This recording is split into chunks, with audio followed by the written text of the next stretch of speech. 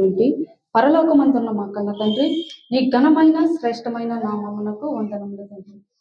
ఇదిగో తండ్రి, లోకంలో ఎందరికో లేనటువంటి మహాభాగ్యములు తండ్రి మాకిచ్చినందుకు వందనములు తండ్రి.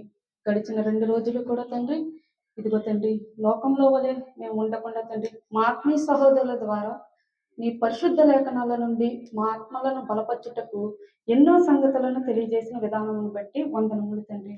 ఇదిగో తండ్రి, మూడవ రోజు మొదటి తరగతిలో కూడా తండ్రి, మా ఆత్మలను రక్షించుటకు సహోదరుల ద్వారా ఎన్నో సంగతులను తెలియజేసిన విధానమును బట్టి వందనములు తండ్రి.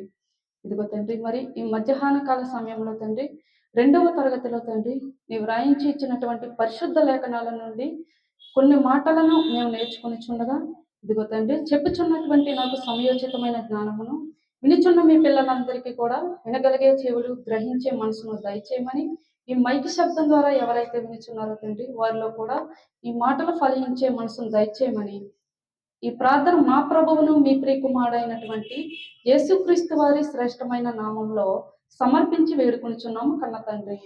ఆమేన్.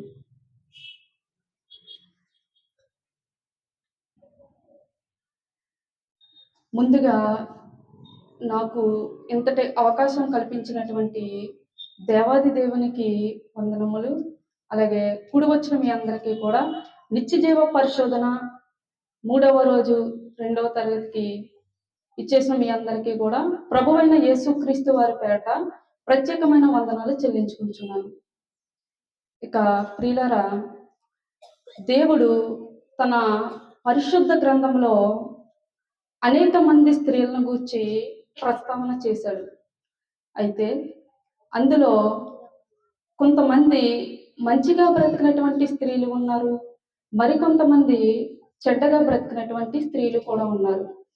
అయితే మంచిగా బ్రతికినటువంటి స్త్రీల యొక్క మంచితనం వారికి, వారి కుటుంబానికి, వారి చుట్టూ ఉన్న సమాజానికి ఎంతో మేలును తీసుకొచ్చింది. అంతేకాకుండా సృష్టికర్త అయినటువంటి పరలోకంలో ఉన్న కన్న తండ్రికి ఎంతో మహిమను తీసుకొచ్చే విధంగా వారి యొక్క బ్రతుకులను ఈ భూమి మీద బ్రతికి ఒక మాదిరిగా మిగిల్చారు. అలాగే చెడ్డగా బ్రతికినటువంటి స్త్రీల యొక్క చెడ్డతనం వారికి, వారి కుటుంబానికి ఒక చెడ్డ మాదిరిని మిగిల్చింది. అంతేకాకుండా వారి చుట్టూ ఉన్న సమాజానికి ఎంతో కీడును తీసుకొచ్చింది. అలాంటి స్త్రీలను గురించి మనము బైబిల్ గ్రంథంలో వింటూ ఉంటాం.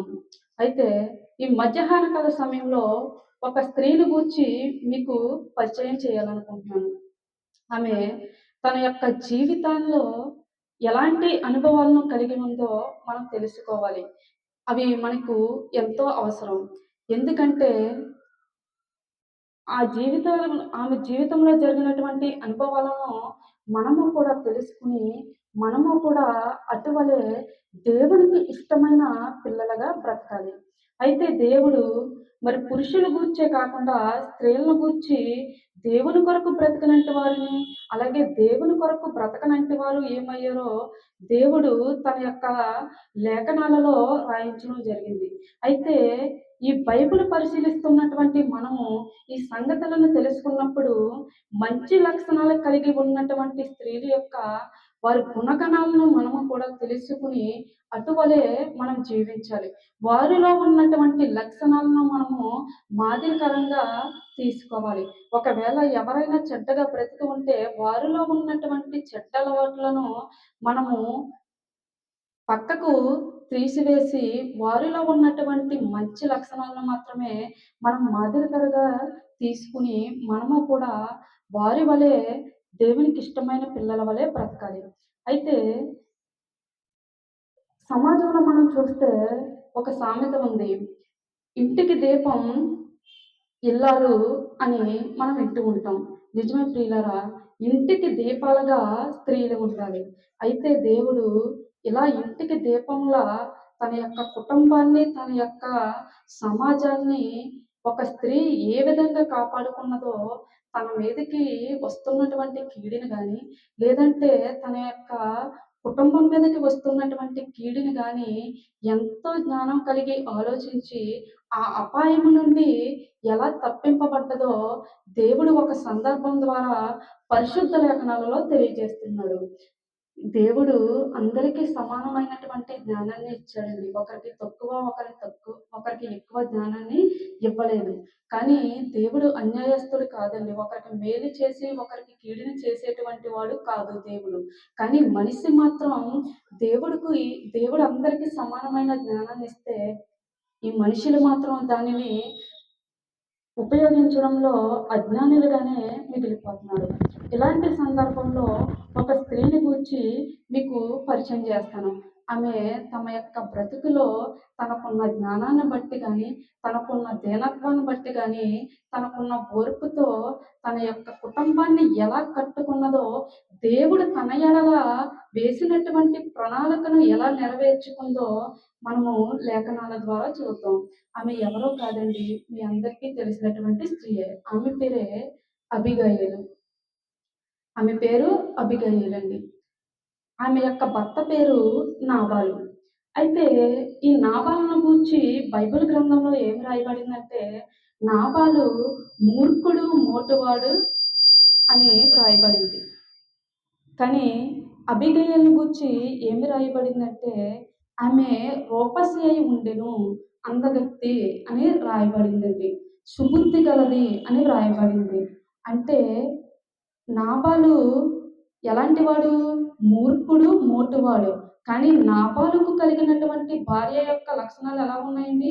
సుబుద్ధి కలిగినదిగా, రూపసిగా, అందగత్తెగా ఉన్నది. అంటే నాబాలును గూర్చి ఆయన యొక్క జీవిత చరిత్ర గురించి, కుటుంబం గురించి బైబిల్‌లో రాయబడింది కానీ, మరి అబిగయీలు గురించి గాని, అబిగయీలులో తన యొక్క బ్యాక్‌గ్రౌండ్ గురించి గాని, తన యొక్క చదువుని గురించి కానీ దేవుడు ఏమీ వ్రాయించలేదు కానీ, తనలో ఉన్నటువంటి ఆధ్యాత్మికమైన గుణగణాలను మాత్రం దేవుడు రాయించడం జరిగింది. ప్రియులారా, మరి అసలు ఆమెలో ఉన్న గొప్పతనం ఏమిటి? ఆమెలో ఉన్న గొప్పతనం ఏమిటి అని మనం ఆలోచిస్తే, దావీదు రాజుగారైనటువంటి దావీదు గారు కూడా ఆమె గూర్చి ఒక సంగతి తెలియజేస్తున్నాడండి. ఏంటంటే ఆమె గొప్పతనాన్ని తెలియజేస్తున్నాడు. నీవు ప్రాణములను తీయకుండా ఆపివేసినటువంటి గొప్ప స్త్రీవు. ఎవరు చెప్తున్నారండి? మహారాజు అయినటువంటి దావీదు గారు అబిగయీల్‌ని గూర్చి ఒక సర్టిఫికేట్ ఇస్తున్నాడనమాట. నువ్వు ఎలాంటి దానివు? నీవు ప్రాణములను తీయకుండా ఆపివేసినటువంటి గొప్ప స్త్రీవు. ప్రాణములు తీయడానికి వస్తున్నటువంటి నన్ను నీ సుబుద్ధితో ప్రాణములను తీయకుండా ఆపివేసినటువంటి గొప్ప స్త్రీవు అని చెప్తున్నాడండి. చాలామంది లోకంలో ఏమనుకుంటారంటే, వారికున్న సౌందర్యమును బట్టి గాని, లేదంటే వారికున్న జ్ఞానాన్ని బట్టి గాని, వారికున్న ధనాన్ని బట్టి గాని, వారికున్న అంతస్తును బట్టి గాని, తనకున్న మాటకారితనాన్ని బట్టి గాని, మేము జీవితంలో మేలులు పొందుతున్నాము అని చాలామంది అనుకుంటారు ప్రియులారా. కానీ కాదండి. బైబిల్ ఏం చెబుతుందంటే, నీవు ఆశీర్వాదం పొందాలన్నా, నీవు మేలు పొందాలన్నా, నీ బుద్ధే నీకు ఆశీర్వాదం రావడానికి కారణమవుతుంది. నీ బుద్ధే నిన్ను నాశనానికి కూడా నాశనమయ్యేలాగా చేస్తుందని దేవుడు తెలియజేస్తున్నాడు. మరి అసలు ఈమె ఎందుకు దావీదు గారు ఈమె గూర్చి అంత గొప్పగా చెప్తున్నాడు?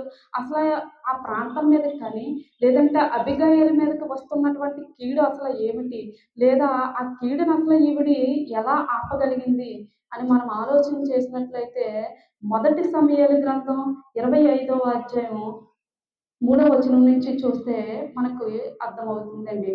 అయితే దావీదు గారు ఒక 400 మంది పరాక్రమశాలులతో ఈ అబిగయీలు యొక్క భర్తని సంహరించాలనుకుని ఆలోచన చేసినప్పుడు, ఈమె ఆ వస్తున్నటువంటి కీడును దావీదు గారు కీడు చేయాలని వస్తున్నటువంటి సందర్భంలో, ఈమె యొక్క బుద్ధి చేత ఆ కీడును రాకుండా ఆపివేసిందండి. అంటే ఈమె ఏమైనా తన పనివారిని తీసుకొని కత్తులతో దాడి చేసిందంటారా? లేదంటే ఏమైనా బాంబులు పట్టుకెళ్ళి దావీదు గారి మీద తిరుగుబాటు చేసిందంటారా? లేదు ప్రియులారా. ఆమె యొక్క బుద్ధి వల్లే దావీదు గారు మనసు కరిగి అంతటి కోపంతో వస్తున్నటువంటి దావీదు గారు ఒక్కసారిగా ఆమెలో ఉన్నటువంటి బుద్ధిని చూసి ఆయన మనస్సు పరితపించిపోయింది ప్రియులారా. అసలు ఆమె బుద్ధి ఎలాంటిది? ఎందుకసల ఆ కీడు వచ్చింది అని మనము ఆలోచన చేసినట్లయితే, మొదటి సమూయేలు గ్రంథం 25వ అధ్యాయం 3వ వచనం నుంచి సందర్భం ఒకసారి చూద్దాం ప్రియులారా. మొదటి సమూయేలు గ్రంథం 25వ అధ్యాయం 3వ వచనం. అతని పేరు నాబాలు, అతని భార్య పేరు అబిగయీలు. ఈ స్త్రీ సుబుద్ధి గలదై రూపసి అయి ఉండెను. చాలండి. ఏం చెప్తున్నాడండి ఇక్కడ? అతని పేరు నాబాలు, అతని భార్య పేరు అబిగయీలు. ఈ స్త్రీ సుబుద్ధి గలదై రూపసి అయి ఉండెను. ఈ స్త్రీ ఎలాంటిదంటండి? సుబుద్ధి గలది, రూపసి అంటే అందగత్తండి. మనం లోకంలో దీనికి పర్యాయ పదం ఏంటండి? అందము. సుందరి అంటే అందగత్తి, అందగత్తి అని రాయించాడండి. ఈ స్త్రీ సుబుద్ధి గలది, బుద్ధి కలిగినది కూడానండి. ఈ స్త్రీ సుబుద్ధి కలది, రూపసి అయి ఉండెను. ఎవరు? అబిగయీలు. కానీ నాబాలు ఎలాంటి వాడు? నాబాలు ఎలాంటి వాడు కూడా చూడండి ఒకసారి. అయితే శరీరాన్ని బట్టి చూడగా నాబాలు మోటువాడును దుర్మార్గున్నై ఉండెను. అతడు కాలేబు సంతతి వాడు. నాబాలు ఎలాంటి వాడు అంటండి? మోటువాడు, దుర్మార్గుడు. ఇలాంటి మోటువాడికి, మూర్ఖుడికి భార్య ఎలాంటి భార్య వచ్చిందండి? సుబుద్ధి కలిగినటువంటి భార్య, సుందరి, అందగత్తైనటువంటి భార్య నాబాలుకి వచ్చిందండి. కానీ ఈ నాబాలు ఎలాంటి వాడు? మూర్ఖుడు, మోటువాడు. భర్త మూర్ఖుడు, మోటువాడైనా కానీ ఈమె భర్త ఎడల ఓర్చుకుని సుబుద్ధి కలిగిన స్త్రీగా జీవించింది అబిగయీలు. అయితే చాలామంది బుద్ధి అంటే ఏమనుకుంటారంటే, మనకి సుబుద్ధి కావాలని దేవుడు చెప్తున్నారు. మనకు కావలసింది డబ్బు కాదండి. మనకు కావలసింది అందం కాదు. మనకు కావలసింది బీరువా నిండా నగలు కానీ, డబ్బులు కాదు, ఒంటి నిండా బంగారం కాదు. అందుకే ఏం చెప్తాడంటే, సొలొమోను గారు ఏం చెప్తున్నారంటే, నీ వెండిని, నీ బంగారమును, నీకున్నదంతయు ఇచ్చి నీ బుద్ధిని సంపాదించుకో, జ్ఞానమును సంపాదించుకో అంటాడండి. అంటే మనం ఏం సంపాదించుకోవాలి? మనం ఈ లోకంలో ధనమును కానీ, ఈ లోకంలో ఉన్నటువంటి వెండి బంగారాలను, ఆస్తిపాస్తులను కాదండి. ఏమి సంపాదించుకోవాలి? సుబుద్ధిని సంపాదించుకోవాలి. ఇక్కడ నాబాలు మోటువాడు, మూర్ఖుడైనా కానీ ఆయన యొక్క భార్య బుద్ధి, సుబుద్ధిని సంపాదించుకుని ఓర్పుతోనూ కృతజ్ఞత కలిగిన స్త్రీగా, ఎంతో చురుకైన స్త్రీగా మనకు ఇంకా ముందుకెళ్ళే కొలది ఈమె యొక్క గుణగణాలు మనకు అర్థమవుతాయండి. అయితే అసలు ఈయన ఏం చేశాడంటే, ఈయనకు ఆస్తి బాగా ఉందండి. ఒకసారి 2వ అధ్యాయం నుంచి చూస్తే 25వ అధ్యాయం 2వ వచనం. కర్మెలీయులోని మాయోనమందు ఆస్తి గలవాడు ఒకడు కాపురం ఉండెను. అతడు బహుభాగ్యవంతుడు. అతనికి 3,000 గొర్రెలను 1000 మేకలను ఉండెను. అతడు కర్మెలులో తన గొర్రెల బొచ్చు కత్తిరించుటకై పోయి ఉండెను. ఇతడు ఎలాంటి వాడంట? బహుభాగ్యవంతుడు. బహుభాగ్యవంతుడు. అతనికి 3,000 గొర్రెలను 1000 మేకలు ఉన్నాయి. అంటే ఆ మాయోను ప్రాంతంలో బహు ఆస్తి గలవాడు ఈ నాబాలండి. ఈయన ఎలాంటి వాడంట? కాలేబు వంశానికి చెందినవాడు. ఎంతో ఆస్తిపరుడు, బహుభాగ్యవంతుడు. అయితే ఈయనకి ఈ గొర్రెలు ఉన్నప్పుడు ఈ సందర్భం ఏంటంటే, ఈయన గొర్రెలు కొంతమంది పనివారు కాస్తూ ఉంటారు. అలాంటి టైంలో అరణ్యంలో దావీదు గారితో పాటు కొంతమంది పనివారు దావీదు గారు కలిసి ఉంటారు.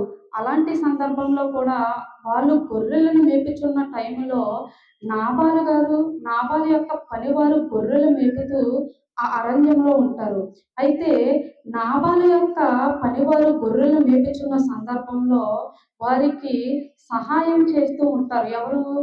దావీదు గారి యొక్క పనివారు కొంతమంది ఆ అరణ్యంలో వీరు గొర్రెలను మేపుచుండగా దావీదు గారి పనివారు కూడా నాబాలు యొక్క పనివారికి సహాయం చేస్తూ ఉంటారు. అక్కడికి సింహాలు గాని, పులులు గాని ఏమైనా వచ్చినా వాటి మీద దాడి చేయకుండా నాబాలు యొక్క పనివారికి దావీదు గారి యొక్క పనివారు సహాయం చేస్తూ ఉంటారు. అయితే ఒకానొక సందర్భంలో ఈయన గొర్రెల బొచ్చు కత్తిరించే సమయం దగ్గరకు వచ్చినప్పుడు ఈయనకి ఇంతకుముందు ఆస్తి ఎక్కువ ఉన్నా కానీ అలా తగ్గిపోతూ ఉండేది. కానీ ఎప్పుడైతే దావీదు గారి యొక్క పనివారు నాబాలు యొక్క పనివారికి సహాయం చేస్తూ ఆహ్, ఆహ్, గా పులులు కానీ, సింహాలు కానీ ఏవి వేటాడకుండా వారికి సహాయం చేస్తున్నప్పుడు వీరి యొక్క ఆ గొర్రెల మంద ఏమవుతదంటే ఇంకా పెరగడం జరుగుతది. అయితే అయ్యి కత్తిరించే సమయానికి ఈ దావీదు గారు ఏం చేస్తారంటే, మనము వాళ్ళకి చాలా ఉపకారం చేశాం కాబట్టి, మనము ఆకలితో ఉన్నాము కాబట్టి, మీరు నాబాలు యొద్దకు వెళ్ళి కొన్ని ప్రశ్నలు అడిగి మీకు కావలసిన ఆహారమును తెచ్చుకోండి. మీకు ఏది ఇష్టమైతే అది అడిగి తీసుకుని రండని దావీదు గారు తన పనివారిని నాబాలు యొద్దకు పంపడం జరుగుతుంది. అయితే ఈ నాబాలు ఎలాంటి వాడు? మూర్ఖుడు, మోటువాడు గనక ఏం చేశాడంటే, దావీదు గారి యొక్క పనివారు నాబాలు యొద్దకు వచ్చి కొన్ని ప్రశ్నలు అడిగి కొంత ఆహారం ఇమ్మని అడుగుతారు. అది ఒకసారి ఆ వచనాన్ని మనం చూద్దామండి. మొదటి సమూయేలు గ్రంథం 25వ అధ్యాయం 10వ వచనం. 8వ వచనం నుంచి ఒకసారి చూద్దాం. నీ పనివారిని నీవడిగిన యెడల వారు అలాగ చెప్పుదురు. ఒకసారండి. నాబాలు 4వ వచనం నుంచి అండి. నాబాలు గొర్రెల బొచ్చు కత్తిరించుచున్నాడని అరణ్యమందున్న దావీదు విని తన పనివారిలో 10 మందిని పిలిచి వారితో ఇట్లనెను. మీరు కర్మెలునకు నాబాలు నొద్దకు పోయి నా పేరు చెప్పి కుశల ప్రశ్నలడిగి ఆ భాగ్యవంతునితో నీకును నీ ఇంటికిని నీకు కలిగిన అంతటికిని క్షేమమవును గాక అని పలికి ఈ వర్తమానము తెలియజెప్పవలెను. నీ యొద్ద గొర్రెల బొచ్చు కత్తిరించుచు వారున్నారన్న సంగతి నాకు వినబడెను. నీ గొర్రె కాపరులు మా దగ్గర నుండగా మేము వారికి ఏ కీడును చేసి ఉండలేదు. వారు కర్మెలులో ఉన్నంత కాలము వారు ఏదియూ పోగొట్టుకొనలేదు. నీ పనివారిని నీవు అడిగిన యెడల వారు అలాగ చెప్పుదురు. కాబట్టి నా పనివారికి దయచూపుము. శుభదినమని మేము వచ్చితిమి గదా! నీకు ఇష్టం వచ్చినట్టు నీ దాసులకు నీ కుమారుడైన దావీదుకు ఇమ్మని దావీదు యొక్క పనివారు ఇక్కడికొచ్చి నాబాలు గారిని అడుగుతారండి. ఏమని అడుగుతారు? మేము మీకు ఉపకారము చేశాము గనక మాకు కొద్దిగా ఆహారం కావాలి. ఎందుకంటే మీరు గొర్రెల బొచ్చు కత్తిరించే సమయం వచ్చింది గనక మా వలన మీరు మేలే పొందారు గానీ కీడు పొందలేదు గనక మీరు మాకు కొద్దిగా ఆహారమును దయచేయమని సహాయం అడుగుతారు. అయితే అప్పుడు నాబాలు ఏమంటాడో 10వ వచనంలో చూడండి. నాబాలు దావీదు ఎవడు? యెష్షయి కుమారుడెవడు? తమ యజమానులను విడిచి పారిపోయిన దాసులు ఇప్పుడు అనేకులున్నారు. నేను సంపాదించుకున్న అన్నపానములను నా గొర్రెల బొచ్చు కత్తిరించు వారి కొరకు నేను వధించిన పశుమాంసమును తిని నేను బొత్తిగా ఎరిగిన వారికిత్తునా? ఏమంటున్నాడండి ఇక్కడ నాబాలు? దావీదు ఎవడు? యెష్షయి కుమారుడెవడు? తమ యజమానులను విడిచి పారిపోయిన దాసులు ఇప్పుడు అనేకులున్నారు. నేను సంపాదించుకున్న ఆస్తిని నేను వారికిత్తునా అనేసి దావీదు మాట్లాడడం జరుగుతుందండి. నాబాలు గారు మాట్లాడడం జరుగుతుంది. అంటే నాబాలుకి ఎంత గర్వమో చూడండి. నాబాలులో చాలా గర్వం ఉంది గనక ఈయన ఏం చెప్తున్నాడండి? దావీదు పనివారు చేసినటువంటి ఉపకారమును మర్చిపోయి అసలు దావీదు ఎవడు? యెష్షయి కుమారుడెవడు? నేను సంపాదించుకున్న ఆస్తిని నేను మీకిత్తునా అని నాబాలు మూర్ఖంగా మాట్లాడుతున్నాడండి. ఎప్పుడైతే ఇలా మాట్లాడాడో దావీదు గారి యొక్క పనివారు వెళ్ళి దావీదు గారి దగ్గరికి వెళ్ళి జరిగినదంతా చెప్పడం జరుగుతుంది.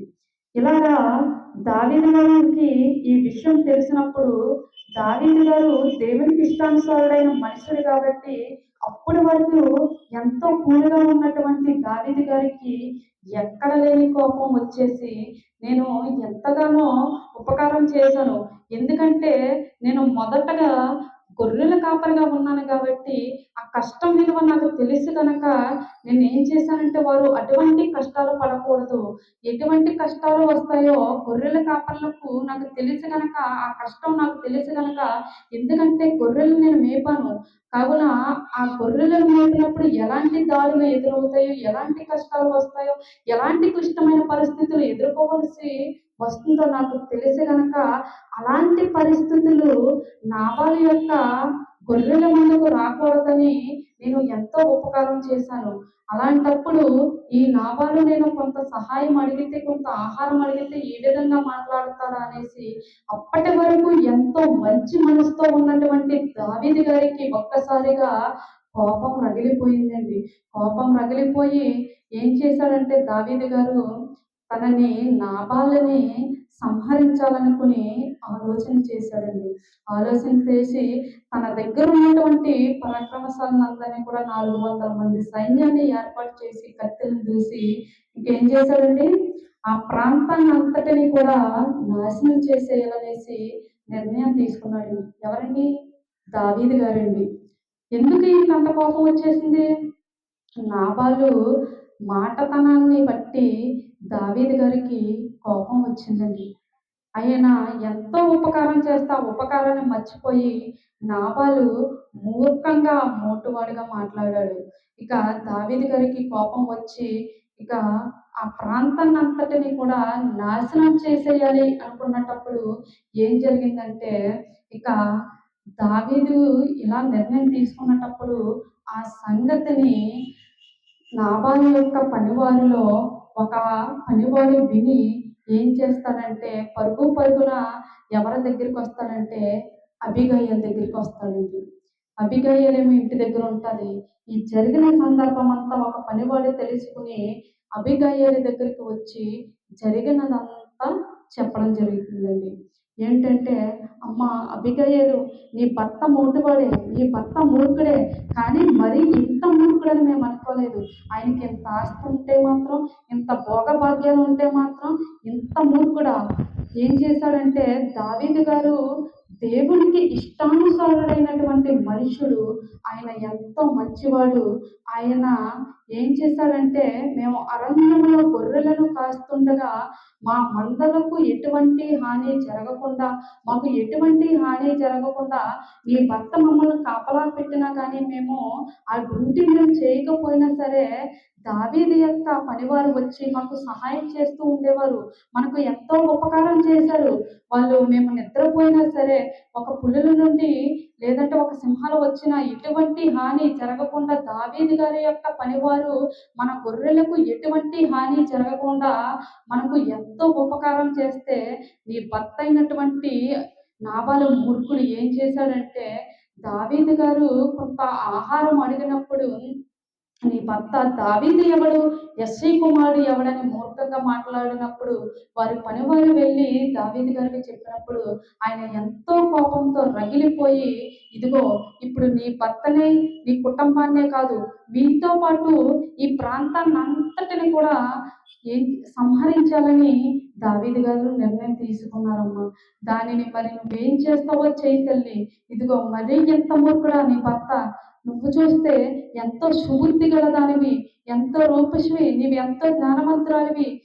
అలాంటి నీకు ఇలాంటి భర్త వచ్చాడు కానీ మరీ ఇంత మూర్ఖుడు అనుకోలేదు మేము. ఆస్తి ఉంది కాబట్టి గర్వం అనుకున్నాం కానీ మరీ ప్రాంతాన్ని అంతటిని నాశనం చేసేటువంటి మూర్ఖుడని మేము అనుకోలేదు. మీతో పాటు మీ కుటుంబంతో పాటు ఇదిగో ఈ ప్రాంతం అంతా కూడా నీ భర్త వల్ల నాశనం అయిపోబోతుంది. కనుక దీనికి నువ్వు సొల్యూషను ఏదో ఒకటి చెయ్యని."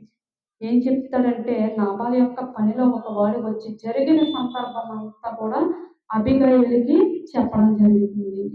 అయితే ఈ అబీగయీలు ఏం చేస్తదంటే మరి ఈవిడికి ఇంత ఆస్తి ఉండి కూడా తన భర్త అంత ఆస్తిపరుడైనా కానీ ఈమెలో ఇంత గర్వం కూడా లేదండి. దేవుని మనసు ఎరిగిన స్త్రీగా, ఈమె సుబుద్ధి కలిగిన స్త్రీగా ఎంతో జ్ఞానంగా ఆలోచించి తన ఇల్లును ఎంతో క్రమంగా చక్కదిద్దుకున్నదండి. లోకంలో మనం చూస్తూ ఉంటాము.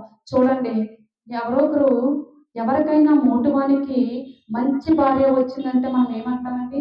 ఆడు చూస్తే మూర్ఖుడు మోటువాడు. అలాంటి వాడికి ఇంత మంచి భార్య వచ్చింది. కానీ కొంతమంది ఏం చేస్తారంటే మంచిగా మంచి భార్య అయినా గానీ భర్త మూర్ఖుడైతే భార్య కూడా మూర్ఖురాలిగా మారిపోతుందండి ఈ లోకంలో. భర్త మోటువాడైతే భార్య కూడా మోటుదానిగా మారిపోతుంది. కానీ ఇక్కడ భర్త మోటువాడు మూర్ఖుడైనా గానీ అబిగయీలు అలా మారిపోలేదండి. ఎంతో ఓర్పు కలిగి దీన మనస్సు కలిగి తన యొక్క భర్త అంత మూర్ఖుడైనప్పటికీ చాలా ఓర్చుకుందండి. లోకంలో ఎవరైనా అయితే భర్తలు ఏదైనా చేస్తే మూర్ఖంగా ఇలాంటి పరిస్థితి కనుక ఒకవేళ గొడవలు ఏదైనా భర్త తీసుకొస్తే నిజంగా ఏం చేస్తదండి ఈ భార్య? తన వెనక ఉన్నటువంటి కుటుంబాన్ని అంతటిని పోగు చేసి, ఇదిగో నా భర్త ఒక గొడవ తీసుకొచ్చాడు. నా భర్త తీసుకొచ్చిన గొడవ వల్ల అవతల వాళ్ళు గొడవకి సిద్ధమయ్యారు. కనుక వారు ఇప్పుడు గొడవకి రావడానికి తన యొక్క చుట్టాల్ని లేదా బంధువుల్ని తీసుకొని వస్తున్నారు. మనము కూడా వారి మీద తిరగబడాలి. ఇదిగో మా భర్త తరపున మీరు రండి అనేసి ఆలోచన చేస్తారండి లోకానుసారంగా. కానీ ఇక్కడ అబిగయీలు అటువంటి ఆలోచనలో లేదండి. ఎందుకంటే ఆవిడకి జ్ఞానం తెలుసండి. దేవుని మనసు తెలుసు. దీనత్వం కలిగిన స్త్రీ కనుక ఎంతో చక్కగా చాలా జ్ఞానవంతురాలుగా ఆలోచించి మంచి నిర్ణయం తీసుకుందండి. భర్త వలె ఆమె మాట్లాడలేదు. ఏంటి దావీదు మహారాజు ఒకప్పుడు గొర్రెల కాపరైనా కానీ దేవునికి ఇష్టానుసారుడైనటువంటి మనుషుడు. అలాంటి దావీదుకి నా భర్త ఇలా కోపం తెప్పించడం ఏంటి? ఆయన ఎంతో ఉపకారం చేస్తే నా భర్త ఇలా చేయడం ఏంటి? కనుక ఆయనకు కోపం వచ్చిందనుక ఇప్పుడు 400 మంది పరాక్రమశాలుల్ని సైన్యంతో వచ్చి ఈ ప్రాంతాన్ని నాశనం చేయబోతున్నాడా అనేసి ఎంతో తొందరపడి ఆలోచన చేసి నాబాలుకి ఆ విషయం కూడా చెప్పకుండా అబిగయీలు మంచి నిర్ణయం తీసుకుని ఎంతో జ్ఞానవంతురాలుగా ఆలోచించి తెలివి కలిగిన స్త్రీగా ఆలోచించి ఏం చేసిందో తెలుసా? దావీదును వెతుక్కుంటూ వెళ్ళిపోయిందండి. అప్పటికి దావీదు ఎక్కడ ఉన్నాడు అనుకుంటున్నారు? దావీదు గారు ఎక్కడ ఉన్నారంటే గొలియాతును చంపేసి తిరిగి వస్తుండగా సౌలు గారు దావీదు మీద పగ పెట్టుకుంటారండి.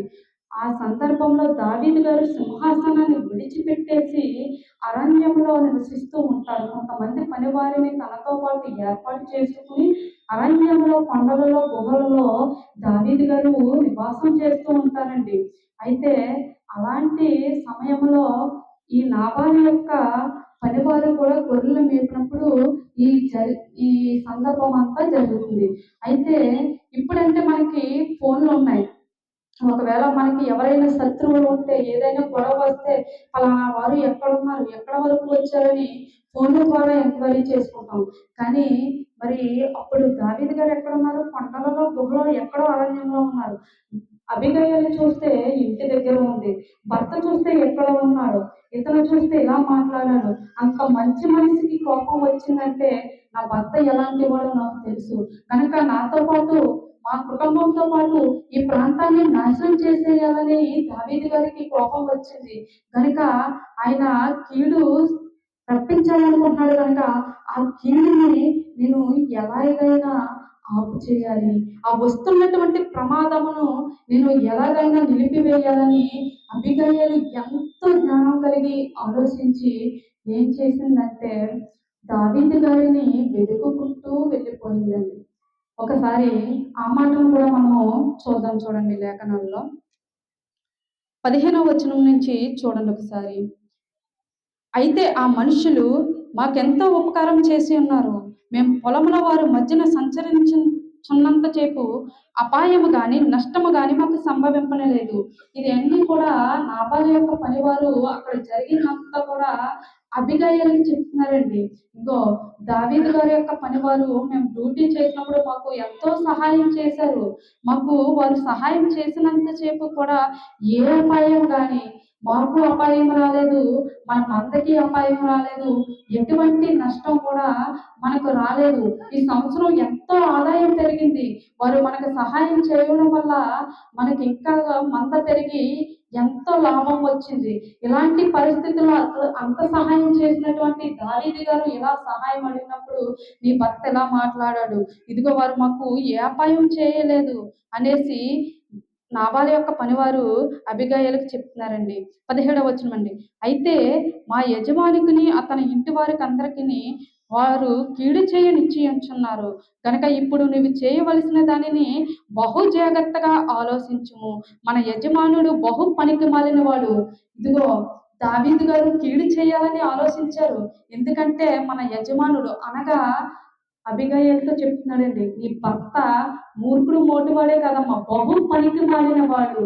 మూర్ఖుడు మోటివాడు అనుకున్నాం కానీ అంతకన్నా ఎక్కువే నీ భర్త పనికి మాలిన వాడు.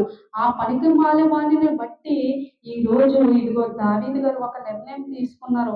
మన ప్రాంతాన్ని అంతటిని కూడా నాశనం చేయాలనుకుంటున్నారు. కేవలం నీ భర్త మాట్లాడిన మాటల వల్ల నీ ఒక్క కుటుంబమే కాదు, నీ చుట్టూ ఉన్నవారే కాదు, మొత్తం నాయోను ప్రాంతం అంతటిని కూడా ఈ దావీదు గారు నాశనం చేయాలనుకుంటున్నారు. కనుక నీవు బహు జాగ్రత్తగా ఆలోచించి మంచి నిర్ణయం తీసుకో అనేసి నాబాలు యొక్క పనివారు అబిగయీలుకి చెప్తున్నారండి. అయితే అందుకు అబిగయీలు 18వ వచనం. అందుకు అబిగయీలు నాబాలతో ఏమీ చెప్పక త్వరపడి 200 రొట్టెలను 2 ద్రాక్షారసపు తిత్తులను వండిన 5 గొర్రెల మాంసమును 5 మానికలు వేసిన ధాన్యమును 100 ద్రాక్ష గెలలను 200 అంజూరపు అడలను గాతాబుల మీద వేయించి మీరు నాకంటే ముందుగా పోవుడి, నేను మీ వెనక నుండి వచ్చేదనని తన పని వారికి ఆజ్ఞ ఇచ్చి. ఏం చేస్తుందండి అబిగయీలు? అబిగయీలు ఏం చేస్తుందంటే మంచిగా ఆలోచించి బహు జాగ్రత్తగా ఆలోచించి ఆ పనివాడు చెప్పినటువంటి మాటలను చెవిని పెట్టి జ్ఞానవంతురాలుగా ఆలోచించి ఏం చేసిందంటే దావీదు గారు చేస్తున్నటువంటి కీడును తలంచుకుని బహు మంచి నిర్ణయం తీసుకుని ఏం చేసిందంటే అబిగయీలు నాబాలుకు అసలు ఏమీ చెప్పలేదండి. నాబాలు యొక్క పనివాడు అబిగయీలుతో చెప్పినటువంటి విషయం కానీ నా దావీదు గారు ఇలా చేయాలనుకుంటున్నారన్న విషయం కానీ తన యజమాని అయినటువంటి నాబాలుకు ఈ విషయం చెప్పకుండానే తనలో తను త్వరపడి జాగ్రత్తగా ఆలోచించి మంచి నిర్ణయమును తీసుకుని ఏం చేసిందంటే త్వరపడి 200 రొట్టెలను 2 ద్రాక్షారసపు తిత్తులను వండిన 5 గొర్రెల మాంసమును 5 మానికలు వేసిన ధాన్యమును 100 ద్రాక్ష గెలలను 200 అంజీరపు అడలను గాదాబుల మీద వేయించి ఇవన్నీ కూడా త్వరగా సిద్ధపాటు చేసి ఏం చేసిందంటే గాదాబుల మీద వేయించేసి పనివారిని ఏమంటుందంటే మీరు ముందు పోబడి మీరు ఇవన్నీ తీసుకుని ముందు వెళ్ళండి, నేను వెనకాల వస్తాననేసి అబిగయీలు ఒక నిర్ణయం తీసుకుందండి. ఏం చేసిందండి, ఇవన్నీ కూడా పనివారితో పంపేసింది. ఇవన్నీ పనివారితో పంపేసి అబిగయీలు మీరు ముందు వెళ్ళండి, నేను వెనకాల వస్తాననేసి ఇవన్నీ కూడా గాతాబుల మీద ఎక్కించి ఈమె కూడా ఏం చేసిందంటే వెనకాల వెళ్ళిందండి. గాతాబుల మీద 20వ వచనం అండి. గాతాబుల మీద ఎక్కి పర్వత లోయలకు వచ్చుచుండగా దావీదును అతని జనులను ఆమెకు ఎదురుపడిరి. ఈ కొండలలో గుహలలో ఉన్నటువంటి దావీదు వద్దకు ఈ అబిగయీలు ఏం చేసిందంటే పనివారిని తీసుకుని దావీదు గారికి ఆయన పనివారికి కావలసినటువంటి ఆహారం అంతటిని కూడా సమకూర్చి త్వరపడి వారికి కావలసినదంతా కూడా ఏర్పాటు చేసి గాదాబుల మీద ఎక్కించి పనివారిని ముందుగా పంపించేసింది. తర్వాత వెనకనే ఈమె కూడా వెళ్ళి ఏం చేసిందంటే దావీదు గారిని కొనుగొందండి.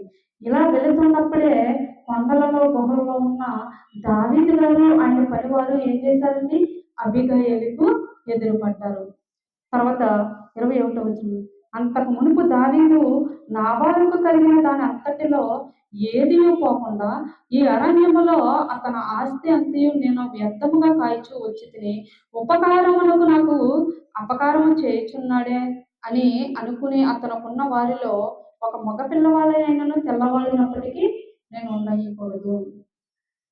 ఏం చేస్తారండి దావీదు గారు, నేను అప్పుడు ఆయనకు ఉపకారం చేశాను కానీ ఆయన నాకు అపకారం చేయాలనుకున్నాడు కనుక తెల్లవారేసరికి ఈ మాయోను ప్రాంతాన్ని అంతటిని కూడా నేను సంహరించేస్తాను అని నిర్ణయం తీసుకున్నప్పుడు ఈ అబిగయీలు త్వరపడి దావీదు గారి పని వారికి కావలసినదంతా కూడా ఏర్పాటు చేసుకుని రథాల మీద ఎక్కించి పని వారితో పంపించేసింది.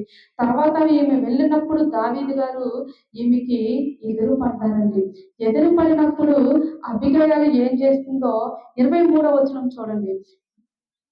అబిగయీలు దావీదును కొనుగొని గాద్దబగు మీద నుండి త్వరగా దిగి దావీదునకు సాష్టాంగ నమస్కారం చేసి అతని పాదములు పట్టుకుని ఇట్లా నేను ఏం చేసిందంటే అబిగయీలు దావీదును కొనుగొని దావీదు గారు కనబడిన వెంటనే ఏం చేసిందంటే అబిగయీలు కాళ్ళ మీద పడిపోయి సాష్టాంగ నమస్కారం చేసిందంట.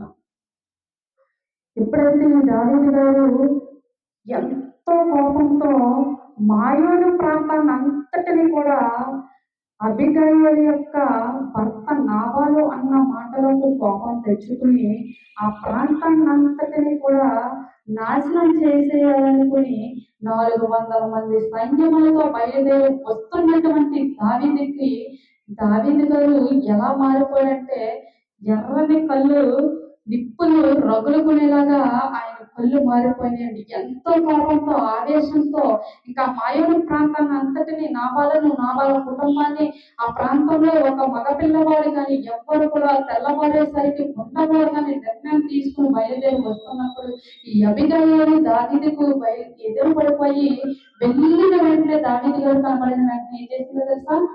కాళ్ళ మీద పడిపోయి సాష్టాంగ నమస్కారం చేసిందండి. చూడండి అబిగయీలు ఎంత దీన మనసు కలిగి ఉందో. అతని భర్తకి ఎంతో ఆస్తి ఉంది. ఆ ప్రాంతంలో వారే బహుభాగ్యవంతులు. ఆయన భర్త అలా చేసినప్పటికీ ఈవిడ కూడా తిరిగి పనివారిని ఏర్పాటు చేసుకుని దాడి చేయాలి. కానీ ఈవిడ అలాంటి లక్షణం కలగలేదండి. ఆ స్త్రీ అలాంటి లక్షణాలు కలిగలేదు. ఎందుకంటే భర్త మోటువాడు మూర్ఖులైనప్పటికీ ఈమె ఎలాంటిదండి? మంచి లక్షణాలు కలిగిన స్త్రీ అండి. ఆధ్యాత్మికమైనటువంటి గుణగణాలను కలిగినటువంటి స్త్రీ, దేవుని మనసు ఎరిగినటువంటి స్త్రీ అండి. ఎంతో జ్ఞానవంతురాలుగా ఆలోచించి మంచి నిర్ణయం తీసుకుని తన కుటుంబం మీదకి తన ప్రాంతం మీదకి ఒక రకంగా చెప్పాలంటే ఆ మాయోను ప్రాంతం మీద అంతటికి వస్తున్నటువంటి కీడును ఆపివేయాలని దావీదు గారికి ఎదురు పడిపోయి కాళ్ళ మీద పడిపోయి సాష్టాంగ నమస్కారం చేసేసిందండి. ఈవిడ ఎలా సాష్టాంగ నమస్కారం చేసేసి ఏం చెప్తుందో చూడండి. నా ఏలినవాడా ఈ దోషము నాదని ఎంచుము, నీ దోషురాలునైనా నన్ను మాట్లాడినము. ఏం చెప్తుందండి? దావీదు గారి కాళ్ళ మీద పడిపోయి సాష్టాంగ నమస్కారం చేసి నా ఏలినవాడా నీ దోషురాలైనటువంటి నన్ను ఒక్కసారి మాట్లాడనేమో, ఈ దోషము నాదని ఎంచు. ఏమంటుందండి?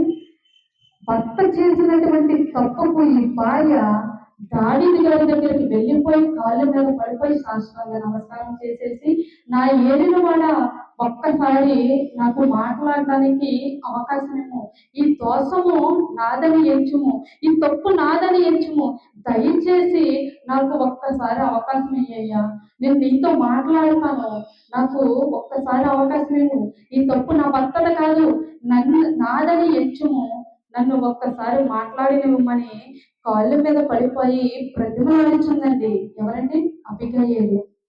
భర్త చేసినటువంటి తప్పుకు దావీదు గారి యొక్క కాళ్ళ మీద పడిపోయి అబిగయీలు ప్రాధేయపడుతుంది. సాష్టాంగ నమస్కారం చేసి ప్రాధేయపడుతూ ఇంకా ఏమంటుందో చూడండి. నన్ను మాట్లాడినేమో, నీ దోషురాలునైనా నేను చెప్పు మాటలను ఆలకించుము, నా ఏలినవాడ దుష్టుడైన ఈ నాబాలను లక్ష్య పెట్టవద్దు, అతని గుణములను సూచించుచున్నది, అతని పేరు నాబాలు, మోటితనం అతని గుణము. నా ఏలినవాడ యెహోవా జీవముతోడు నీ జీవముతోడు ప్రాణహాని చేయకుండా యెహోవా నిన్ను ఆపి ఉన్నాడు. నా భర్త మూర్ఖుడే, నా భర్త మోటువాడే, కానీ దయచేసి నా భర్త చేసినటువంటి తప్పును మన్నించుము, ఆ తప్పు నా భర్తది కాదు నాది, నా ఏలినవాడ, దయచేసి ఆ తప్పు నాదని ఎంచి దయచేసి ఈ కీడును చేయవద్దు అని ప్రాధేయపడుతుందండి అబిగయల్. చూడండి ఎంత మంచి స్త్రీ అండి. ఎవరైనా లోకంలో భర్త తప్పు చేస్తే రోడ్డు మీదకి పెట్టి నిలబెట్టేసి గొడవ పెట్టాలనుకుంటారండి. భర్త వాడు మూర్ఖుడు కాదు కదా తిరగబోతైతే ఈ భార్య ఏం చేస్తుందండి?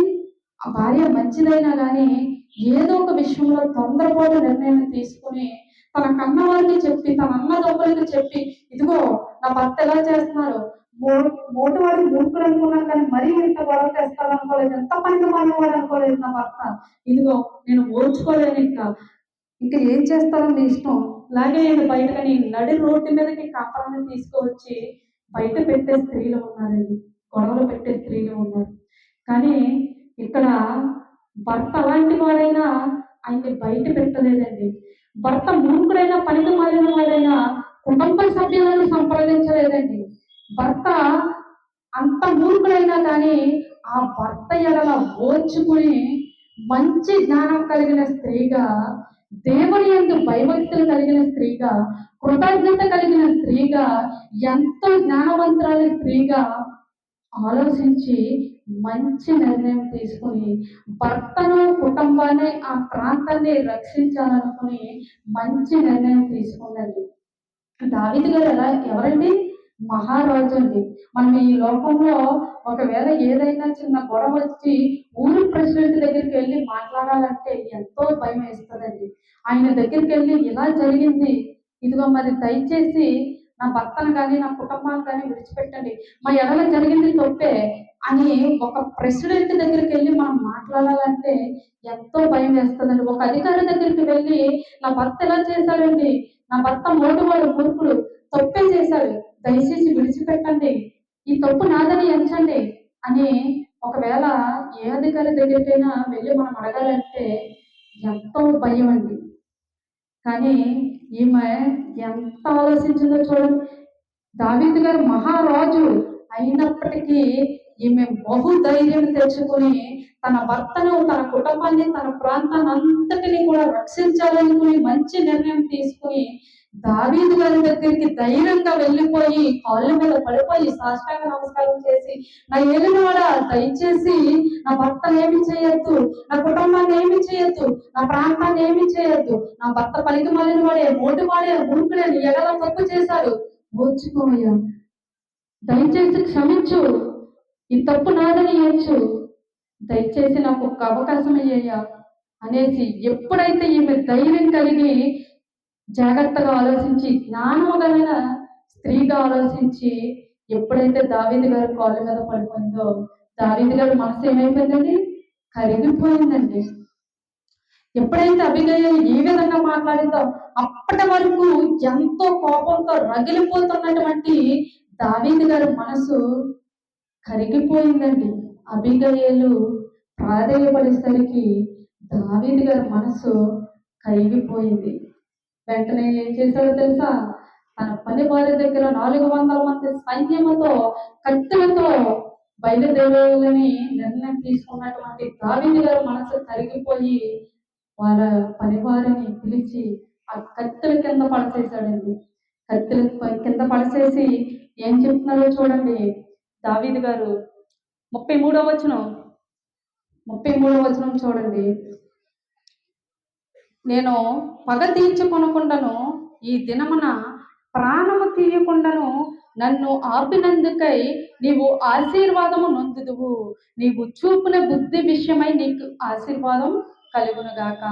నేను ఎంతో పగతో రగిలిపోయాను, ఇదిగో నిన్ను నీ కుటుంబాన్ని, నీ చుట్టూ ఉన్నటువంటి సమాజాన్ని, నీ భర్త చేసినటువంటి పనికి నేను నాశనం చేయాలనుకున్నాను, కానీ నీ సుబుద్ధి వల్లే నేను ఆపివేస్తున్నాను, నీ బుద్ధి నిన్ను రక్షించింది, ఇదిగో నీ మాటలే నాకు చాలా ఆశ్చర్యాన్ని కలిగించాయి, నీ గుణగణమైన లక్షణాల వల్లే ఇదిగో నేను మంచి నిర్ణయం తీసుకుంటాను, నేను పగ తీర్చుకుంటున్నాను, ఈ దినమున ప్రాణం తీయకుండాను ఆపివేసినటువంటి గొప్ప స్త్రీవు నీవు, నీ సుబుద్ధి చేతే నీవు ఈ కీడును రాకుండా ఆపు చేశావు. చూడండి ఎంత గొప్ప మనిషి అబిగయీల్ది. అబిగయీలు మాట్లాడినటువంటి మనస్తత్వాన్ని బట్టి దావీదు గారు మారిపోయారండి. అంటే ఆమె ఎంత ఆధ్యాత్మికమైనటువంటి గుణగణాలను కలిగి ఉందో చూడండి ప్రియులారా. మనము కూడా ఈ లక్షణాలను తెలుసుకుని అబిగయీల వలె కూడా మనము కూడా జీవించాలి ప్రియులారా. ఆమెలో ఉన్నటువంటి మంచి లక్షణాలను మనము కూడా మాదిరిగా తీసుకోవాలి. ఈ లోకంలో ఉన్న భోగభాగ్యాలను కానీ, ఈ లోకంలో ఏదో సంపాదించాలని కానీ, ఈ లోకంలో ఆస్తి సంపాదించాలని కాదు ప్రియులారా. మంచి బుద్ధిని సంపాదించుకోవాలి, మంచి జ్ఞానమును సంపాదించుకోవాలి. మంచి బుద్ధిని మంచి జ్ఞానమును సంపాదించుకోవాలంటే ఏమైనా మనకు లోకంలో తెలుస్తాయంటారా? కాదండి. దేవుడు రాయించి ఇచ్చినటువంటి 66 పుస్తకాలను పరిశీలిస్తున్నప్పుడు ఇటువంటి జ్ఞానం, మహాజ్ఞానం మనకు దొరికినప్పుడు, ఈ బైబిల్ దగ్గరికి వచ్చి మనం పరిశీలించినప్పుడు, దేవుని మాటలు మనకు తెలుసుకున్నప్పుడు మాత్రమే ఇలాంటి సందర్భాలు మనకు తెలిసినప్పుడే మనకి కూడా మంచి లక్షణాలు వస్తాయి ప్రియులారా. అంతేకాని లోకంలో వారు అలా ఉన్నారు, వారికి అంత ఉంది, మనము అలా సంపాదించాలి, వారికి అలాంటి ఇల్లు ఉంది, మనము అదిగో వారు కాడు కలిగి ఉన్నారు, గొప్ప ఆస్తిపరులు ఉన్నారు, ఎప్పటికైనా నేను కూడా అలా సంపాదించాలి, ఇంకో లోకంలో ఒక మంచి పేరు సంపాదించుకోవాలి, నేనే మంచిగా ఉండాలని లోకంలో ఉన్న వారి వల్ల మనము ఆలోచించకూడదు స్త్రీలరా. ఇదిగో ఇంటికి దీపం స్త్రీలుగా ఉన్నారంటే నిజంగా ఈమె దీపంగా ఉండి తనను, తన కుటుంబాన్ని, తన భర్తను, తన యొక్క ప్రాంతాన్ని అంతటిని కూడా రక్షించుకోగలిగిందండి. అందుకే దేవుడు ఈ రోజు అబిగయీలు గురించి బైబిల్ గ్రంథంలో రాయించడం జరిగింది. ఈమెలో ఉన్నటువంటి గుణగణాలను మనకు తెలియజేయాలనే దేవుడు ఇంత మంచిగా బ్రతికినటువంటి స్త్రీని గురించి బైబిల్ గ్రంథంలో రాయించడం జరిగింది. బైబిల్ గ్రంథంలో దేవుడు రాయించినటువంటి మంచి వారిలో ఉన్న లక్షణాలను కూడా మనం మాదిరిగా తీసుకోవాలి. ఒకవేళ చెడ్డగా ఉన్న వారు ఉంటే వారిలో ఉన్నటువంటి చెడ్డ లక్షణాలను మనం తెలుసుకుని అవి విసర్జించి మనము దేవుడికి ఇష్టమైన పిల్లల వలె, అబిగయీల వలె మనము కూడా మన భర్తలు మోటువారుగా ఉన్నా, మూర్ఖులుగా ఉన్నా కానీ మనం ఓర్పు కలిగి ఎంతో జ్ఞానవంతులుగా ఆలోచించి, కృతజ్ఞత కలిగిన స్త్రీలుగా ఆలోచించి మన భర్తలను మార్చుకునే బాధ్యత మన మీదనే ఉంది. ఎందుకంటే మన సుబుద్ధి చేతనే మన భర్తను మనం మార్చుకోగలం. ఇక్కడ అబిగయీలు ఏం చేసింది? తన సుబుద్ధి చేతే తన భర్త మీదకు వస్తున్నటువంటి కీడును, తన కుటుంబం మీదకు వస్తున్నటువంటి కీడును, తన సమాజం మీదకు వస్తున్నటువంటి కీడును రక్షించుకోగలిగింది. ఈమె ఏమి ఎదురు దాడులు చేయలేదండి. ఈమె వెళ్ళి యుద్ధం చేయలేదు. దావీదు గారి మనసును కరిగిపోయేలా చేసింది. దావీదు గారి మనసును కరిగిపోయేలా చేసింది. సాష్టాంగ నమస్కారం చేసింది, కాళ్ళ మీద పడిపోయింది, ప్రాధేయపడిపోయింది. ఎప్పుడైతే ఇలాగ సాష్టాంగ నమస్కారం చేసి ప్రాధేయపడిందో ఈమెలో ఉన్నటువంటి ఆధ్యాత్మికమైనటువంటి గుణాలను దావీదు గారు పరిశీలించారండి. ఆమెలో ఉన్నటువంటి గుణగణాలను చూసే క్షమించారు. అయితే ఇలా జరిగినప్పుడు ఇక ఈ భర్తకి ఈ విషయం తెలియదండి.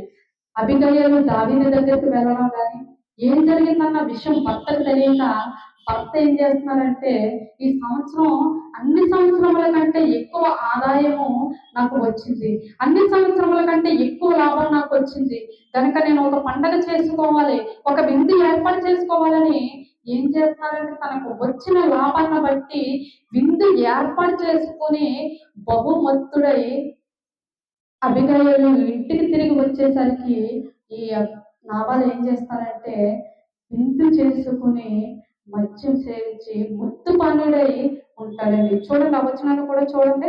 37వ వచనం, మొదటి సమూయేలు గ్రంథం 25వ అధ్యాయం 37వ వచనం. అబిగయీలు తిరిగి నాబాలు వద్దకు రాగా రాజు విందు చేసినట్లు అతడు ఇంటిలో విందు చేసి త్రాగుచు బహు సంతోషించుచు మత్తుగా నుండిన గనుక తెల్లవారు వరకు ఆమె అతనితో కొద్ది గొప్ప మరేమీ చెప్పక ఊరకుండెను. అబిగయీలు దావీదు గారిని వెతుక్కుంటూ వెళ్ళడం, అక్కడికి వెళ్ళిన తర్వాత దావీదు గారి యొక్క కాళ్ళ మీద పడిపోయి ప్రాధేయపడి ఆయనతో జరిగిన కీడునంతటిని ఆపేసినటువంటి విషయం ఈ నాబాలుకు తెలియదండి. నాబాలు ఏం చేస్తున్నారు? రాజులను ఏర్పాటు చేసుకుని విందు ఏర్పాటు చేసుకుని తాగుతూ మత్తుగా నిద్రిస్తున్నాడు. ఇక ఈ అబిగయీలు ఇంటికి తిరిగి వస్తుంది గానీ, అప్పటికి ఈయన ఏం చేస్తాడంటే మత్తుగా పడుకొని ఉంటాడు. ఈ మత్తుతో ఉండడం వల్ల ఈ అబిగయీలు నాబాలుకు కూడా ఏ విషయం తెలీదు. చూడండి ప్రియులారా 37వ వచనం. ఉదయమున నాబాలుకు మత్తు తగ్గి ఉన్నప్పుడు అతని భార్య అతనితో ఆ సంగతులను తెలియజెప్పగా భయము చేత అతను గుండె పగిలెను. అబీగయీలు తిరిగి వచ్చేసరికి ఇతడు మత్తుగా నిద్రపోతూ ఉంటాడండి. అందువల్ల ఈ అబీగయీలు జరిగిన విషయం ఏమీ చెప్పదు. ఉదయమున లేచిన వెంటనే అబీగయీల మధ్య, దావీదు గారి మధ్య జరిగిన సందర్భం అంతా కూడా ఏం చేస్తదండి, భర్తకు ఉదయం చెప్తది. భర్తకు ఉదయం చెప్పినప్పుడు నాబాలు ఏం చేస్తాడంటే ఆ సంగతులను తెలుసుకున్నప్పుడు ఏమవుతండి, భయము చేత అతని గుండె పగిలిపోయింది. ఈ భార్య చెప్పినటువంటి మాటలకు నాబాలుకి భయము కలిగి గుండె పగిలిపోయిందండి. తర్వాత అతడు రాతి వలె బిగుసుకుని పోయెను. ఏం చేస్తాడండి నాబాలు, గుండె పగిలిపోయి రాతి వలె బిగిసిపోయాడండి. 38వ వచనం. 10 దినములైన తర్వాత యెహోవా నాబాలును ముట్టగా అతడు చనిపోయాడు. అబిగయీలు ఎప్పుడైతే ఈ విషయం చెప్పిందో అతను ఏం చేశాడండి, గుండె పగిలిపోయి రాతి వలె బిగిసిపోయాడు. 10 రోజులైన తర్వాత నాబాలు చనిపోవడం జరుగుతుందండి. ఈ జరిగిన విషయం అంతా కూడా ఆలోచిస్తూ బెంగ పెట్టుకుని ఏం చేస్తారంటే 10 రోజులైన తర్వాత నాబాలు గారు చనిపోవడం జరుగుతుంది. చూడండి ప్రియులారా, భర్త ఎలాంటి వాడైనా కానీ భర్త మోటువాడు మూర్ఖులని భార్య అలా మారిపోకూడదు. భర్తను ఒక మంచి స్థితిలోనికి తీసుకురావలసినటువంటి బాధ్యత స్త్రీదేనండి. భర్త ఒకవేళ ఏదైనా నీ ఎడల తప్పు చేసి ఒకవేళ మోటువానిగా మూర్ఖుల్లా మారిపోయినా కానీ నువ్వు మంచి బుద్ధితో, సుబుద్ధితో, నీ యొక్క జ్ఞానముతో, నీ యొక్క ఓర్పుతో భర్తను మార్చవలసిన బాధ్యత స్త్రీదే ప్రియులారా. ఇక్కడ అబిగయీలు అలాగే చేసింది ప్రియులారా. ఈ విషయం అంతా తెలిసేసరికి భర్త గుండె పగిలిపోయి 10 రోజుల తర్వాత ఈ నాబాలు గారు చనిపోవడం జరుగుతుంది. తర్వాత ఏం జరిగిందో చూడండి ప్రియులారా. 41వ వచనం, 39వ వచనం చూడండి. నాబాలు చనిపోయినని దావీదు విని యెహోవా నాబాలు చేసిన కీడును అతని తల మీదకి రప్పించిన గనక తన దాసుడునైనా నేను కీడు చేయకుండా నన్ను కాపాడి నాబాలు వలన నేను పొందిన అవమానమును తీర్చిన యెహోవాకు స్తోత్రము కలుగును గాక అనెను. తర్వాత దావీదు అబిగయీలును పెళ్లి చేసుకొనవలెనని ఆమెతో మాట్లాడ తగిన వారిని పంపెను. ఏం చేశాడంటే దావీదు గారు నాబాలు గారు చనిపోయిన తర్వాత ఈ విషయం ఎవరికి తెలుస్తుంది, దావీదు గారికి తెలుస్తుందండి. నాబాలు అబిగయీలు యొక్క భర్త అయినటువంటి నాబాలు గారు చనిపోయిన తర్వాత ఈ విషయం దావీదు గారికి తెలుస్తుంది. అప్పుడు దావీదు గారు ఏం చేస్తారంటే నాబాలు చనిపోయిన తర్వాత ఈ ఒంటరిగా ఉన్నటువంటి స్త్రీ అయిన అబిగయీలును పెళ్లి చేసుకోవాలని ఆలోచన చేస్తారు. ఎందుకని, ఆమెలో ఉన్నటువంటి మంచి లక్షణాలను బట్టి దావీదు గారు పెళ్లి చేసుకోవాలని నిర్ణయం తీసుకున్నారు. అబిగయీలులో ఉన్నటువంటి మంచి లక్షణాలను బట్టి భర్త మోటువాడు మూర్ఖుడైనప్పటికీ అబిగయీలు అలాంటిది కాదు. దేవుని యందు భయభక్తులు కలిగిన స్త్రీ, మంచి జ్ఞానవంతురాలు, చురుకు కలిగిన స్త్రీ, చురుకువంతమైన పనులు చేసే స్త్రీ, ఎంతో జ్ఞానంతో ఆలోచించే స్త్రీ. అలాంటి స్త్రీ ఒంటరిగా ఉంది కనుక నాబాలు చనిపోయి కనుక ఈ స్త్రీని నేను వివాహం చేసుకోవాలని దావీదు గారు ఆలోచించుకుని ఏం చేస్తారంటే తన యొక్క పని వారిని అబిగయీలు దగ్గరికి పంపించడం జరుగుతుందండి. చూడండి ఆ వచనం కూడా 40వ వచనం అండి. దావీదు సేవకులు కర్మెలులో ఉన్న అబిగయీలు వద్దకు వచ్చి దావీదును మమ్మల్ని పిలిచి నిన్ను పెళ్లి చేసుకున్నట్టుకే తోడుకుని రండని పంపిననగా దావీదు ఏం చేశాడంటే పనివారిని అబిగయీలు దగ్గరికి పంపించి, ఇదిగో మా యజమానుడు మిమ్మల్ని పెళ్లి చేసుకోవాలనుకుంటున్నాడు కనుక మాతో పాటు మిమ్మల్ని తీసుకుని రమ్మన్నారనేసి దావీదు గారి యొక్క పనివారు అబిగయీల దగ్గరికి వచ్చి చెప్పడం జరిగిందండి. అప్పుడు అబిగయీలు ఏం చెప్తుందో చూడండి 41వ వచనం. ఆమె లేచి సాగిలపడి నా ఏలినవాని చిత్తము, నా ఏలినవాని సేవకుల కాళ్ళు కడుగుటకు నా ఏలినవాని దాసులకు నేను సిద్ధముగా ఉన్నానని చెప్పి ఏం చెప్తుందంటే ఇక్కడ అబిగయీలు ఆమె లేచి సాగిలపడి నా ఏలినవాని చిత్తము, నా ఏలినవాని సేవకుల కాళ్ళు కడుగుటకు నా ఏలినవాని దాసురాలునకు నేను సిద్ధముగా ఉన్నాను. ఇదిగో మీ యజమానుడైనటువంటి దావీదు గారిని నేను పెళ్లి చేసుకోవడానికి సిద్ధంగా ఉన్నాను అని ఈ యొక్క పని వారికి చెప్పి త్వరగా లేచి గాద్దబం మీద ఎక్కి తన వెనక నడుచుచున్న 5గురు పనికెత్తలతో కూడా దావీదు పంపిన దూతల వెంబడి రాగా దావీదు ఆమెను పెళ్లి చేసుకుంటాడు. అంటే అబిగయీలు దావీదు గారి యొక్క పనివారు వచ్చినప్పుడు నాకు ఇష్టమే మీ యజమాని నాకు పెళ్లి చేసుకోవడం అనేసి దావీదు గారి యొక్క పనివారిని చెప్పి వారిని దావీదు గారి వద్దకు పంపేస్తుంది. తర్వాత ఏం చేస్తుందంటే ఇప్పుడు గద్దబలం మీద ఎక్కి దావీదు గారిని పెళ్లి చేసుకోవడానికి వెళ్తారండి. చూడండి ప్రియులారా, మోటివారి భార్య అయినా మూర్ఖుడి భార్య అయినా దేవుడు ఏం చేశాడండి, ఎంతో కోపంతో రగిలిపోయి వారి ఇంటిని వారి చుట్టూ ఉన్న సమాజాన్ని ప్రాంతాన్ని మొత్తం అంతా నాశనం చేయాలనుకున్నటువంటి దావీదు గారికి అబిగయీలును పెళ్లి చేసుకోవాలనే మనసును దేవుడు ఏర్పాటు చేశాడు. ఆమెను దావీదు గారికి పట్టపురాణిగా చేశాడు. చూడండి దేవుడు ఎంత గొప్పవాడు.